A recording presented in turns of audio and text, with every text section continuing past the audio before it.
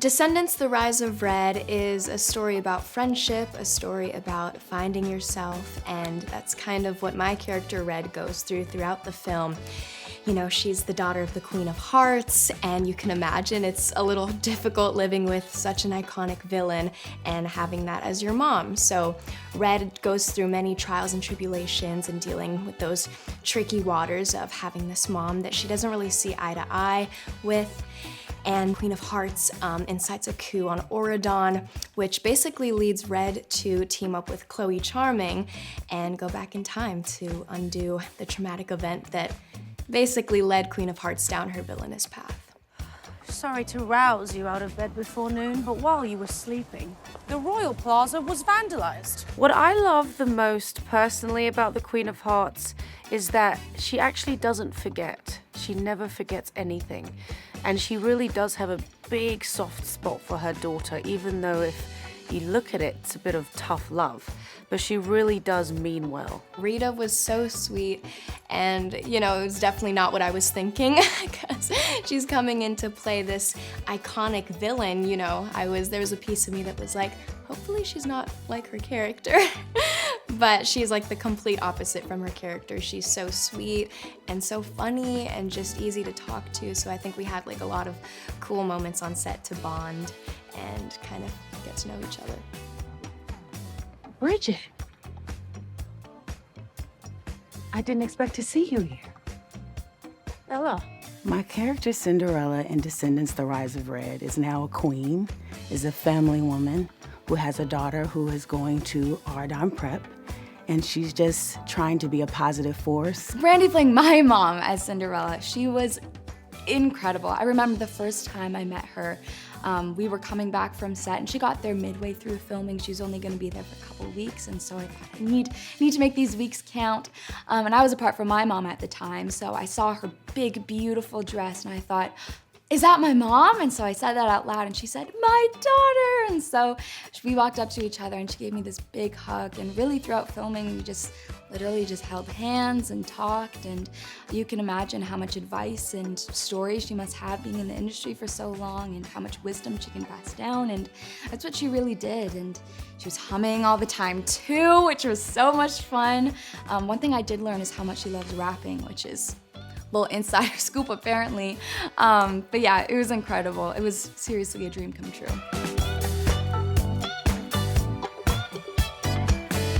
Since the previous Descendants films, Uma has changed in a lot of ways. She's a lot more settled at this point in her life. As I've said, her goals are very, very important to her. And in Descendants 2, when we first met her, she hadn't reached her goals yet. She felt like she was being overlooked and she was not being seen. And that's really where What's My Name came from. She was looking for some sort of affirmation, you know, that she was important too, and that she deserved to be in Auradon and to be given an opportunity as well. So now that she's free and everyone on the Isle of the Lost is free, the barrier is down, and everyone is able to go to Auradon now, she's chilling, you know? She's a lot more settled. Hi, I'm Chloe Charming. You must be Princess Red of Wonderland. I've always wondered what it's like over there. Chloe's relationship with Red, that is certainly a relationship. It starts out very, very rocky. Chloe is a very extroverted person and she loves meeting new people, and so to have another friend from another kingdom, another princess at that, was this big deal because she's never been in a situation where she was able to connect to that level. So she was so excited to meet Red, and then Red shot her down and said, oh, I could introduce you to a Jabberwocky, this monster that eats little annoying girls. And of course, Chloe took that to heart because that's what the purpose was of that line. And throughout the movie, we see them getting closer together. And I think at the end, we realize that they really need each other to become the people that they really need to be, make each other full in a way. I'm a rebel, I'm a menace, I'm a one-girl riot.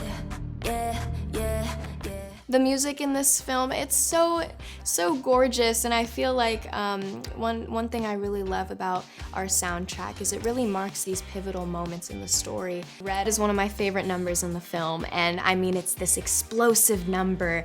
It's bold and it is fierce, kind of who Red is. She's very bold, very fierce, and I think it gives people a really cool look inside the world of Wonderland as well, and kind of the trouble and mischief that Red gets up to. When the lights go down and the villagers go to sleep, she kind of roams around the town and gets to be free and do her thing. And yeah, the song just really shows you who she is at her core, and I think it will give the audience a chance to really get to know her. Joining the Descendants franchise for me is such a huge compliment. You know, it's a huge honor to be a part of all these incredible characters.